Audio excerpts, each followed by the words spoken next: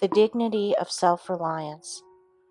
Self-confidence without self-reliance is as useless as a cooking recipe without food. Self-confidence sees the possibilities of the individual. Self-reliance realizes them. Self-confidence sees the angel in the unhewn block of marble. Self-reliance carves it out for himself. The man who is self-reliant says ever, "No one can realize my possibilities for me, but me. No one can make me good or evil but myself." He works out his own salvation, financially, socially, mentally, physically, and morally. Life is an individual problem that man must solve for himself.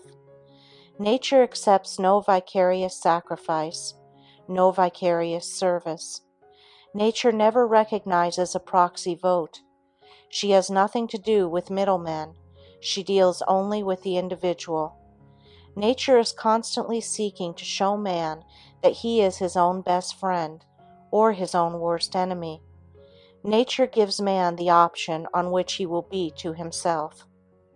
All the athletic exercises in the world are of no value to the individual unless he compel those bars and dumbbells to yield to him in strength and muscle the power for which he himself pays in time and effort.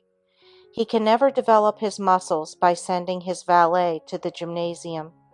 The medicine chests of the world are powerless, in all the united efforts, to help the individual until he reach out and take for himself what is needed for his individual weaknesses. All the religions of the world are but speculations in morals, mere theories of salvation, until the individual realize that he must save himself by relying on the law of truth as he sees it, and living his life in harmony with it as fully as he can. But religion is not a Pullman car with soft-cushioned seats where he has but to pay for his ticket and someone else does all the rest. In religion, as in all great things, he is ever thrown back on his self-reliance. He should accept all helps, but he must live his own life. He should not feel that he is a mere passenger. He is an engineer, and the train is his life. We must rely on ourselves, live our own lives, or we merely drift through existence, losing all that is best, all that is greatest, all that is divine. All that others can do for us is to give us opportunity. We must ever be prepared for the opportunity when it comes, and to go after it and find it when it does not come, or that opportunity is to us nothing. Life is but a succession of opportunities. They are for good or evil, as we make them. Many of the alchemists of old felt that they lacked but one element. If they could obtain that one, they believed they could transmute the baser metals into pure gold. It is so in character. There are individuals with rare mental gifts and delicate spiritual discernment who fail utterly in life because they lack the one element, self-reliance. This would unite all their energies and focus them into strength and power.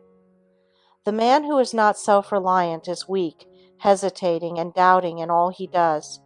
He fears to take a decisive step because he dreads failure, because he is waiting for someone to advise him, or because he dare not act in accordance with his own best judgment. In his cowardice and in his conceit, he sees all his non-successes due to others.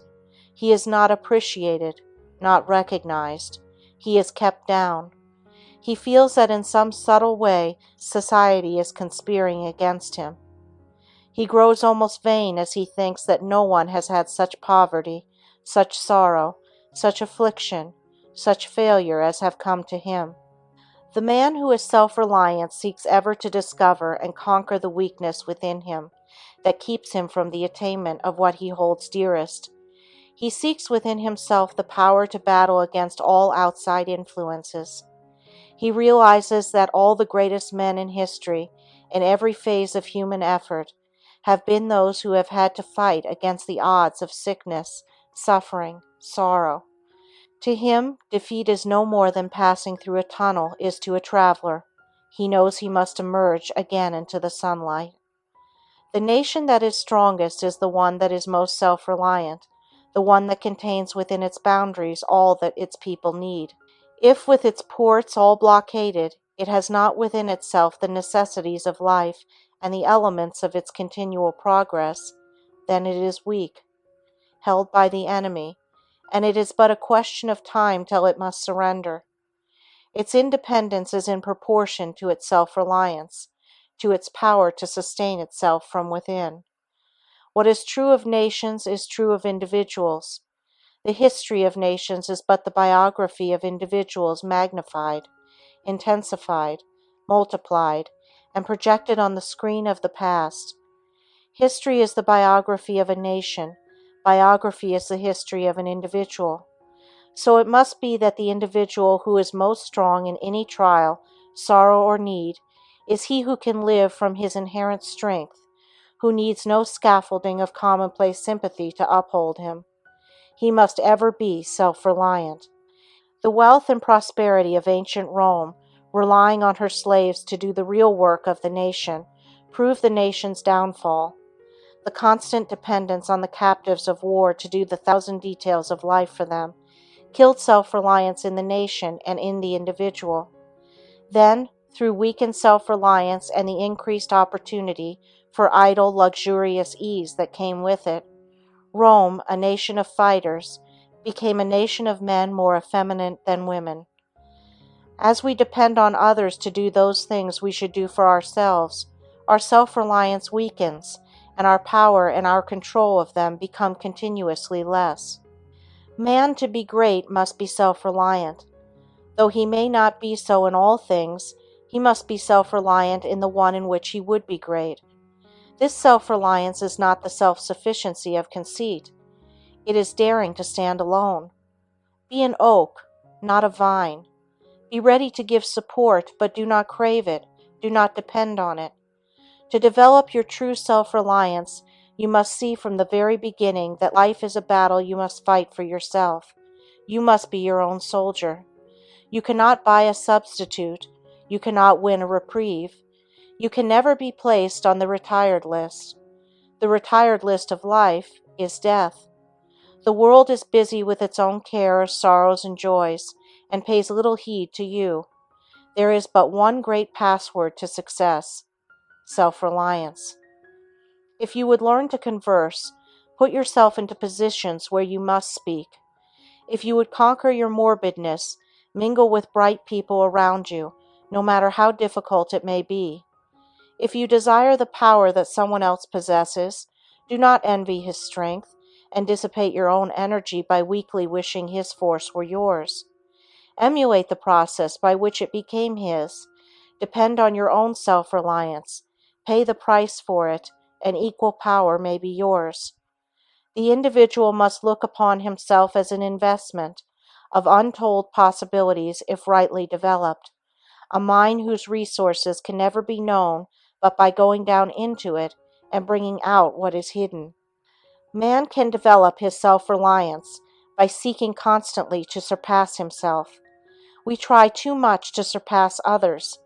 If we seek ever to surpass ourselves, we are moving on a uniform line of progress that gives a harmonious unifying to our growth in all its parts. Daniel Morrill, at one time president of the Cambria Rail Works that employed 7,000 men and made a rail famed throughout the world, was asked the secret of the great success of the works. "We have no secret," he said, "but this: we always try to beat our last batch of rails. Competition is good, but it has its danger side. There is a tendency to sacrifice real worth to mere appearance, to have seeming rather than reality. But the true competition is the competition of the individual with himself, his present seeking to excel his past. This means real growth from within. Self-reliance develops it, and it develops self-reliance. Let the individual feel thus as to his own progress and possibilities, and he can almost create his life as he will. Let him never fall down in despair at dangers and sorrows at a distance. May they be harmless, like Bunyan's stone lions, when he nears them." The man who is self-reliant does not live in the shadow of someone else's greatness. He thinks for himself, depends on himself, and acts for himself. In throwing the individual back upon himself, it is not shutting his eyes to the stimulus and light and new life that comes from the warm pressure of the hand, the kindly word, and the sincere expressions of true friendship. But true friendship is rare. Its great value is in a crisis, like a lifeboat. Many a boasted friend has proved a leaking, worthless lifeboat when the storm of adversity might make him useful. In these great crises of life, man is strong only as he is strong from within, and the more he depends on himself, the stronger he will become, and the more able will he be to help others in the hour of their need. His very life will be a constant help and a strength to others, as he becomes to them a living lesson of the dignity of self-reliance.